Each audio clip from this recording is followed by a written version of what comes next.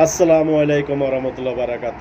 জয় বাংলা, জয় বঙ্গবন্ধু শুনলে যাদের বুকের উপরে কাঁপন ওঠে, বুঝতে হবে তারা দেশদ্রোহী, বুঝতে হবে তারা মুক্তিযোদ্ধার বিরুদ্ধে, বুঝতে হবে তারা বাংলাদেশের বিরুদ্ধে।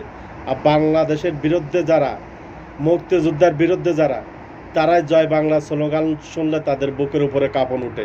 কখন জানি জয় বাংলা স্লোগান বলে আমাদের উপর আক্রমণ করে, কখন জানি আমাদেরকে এ দুনিয়া থেকে বিদায় করে দেয়।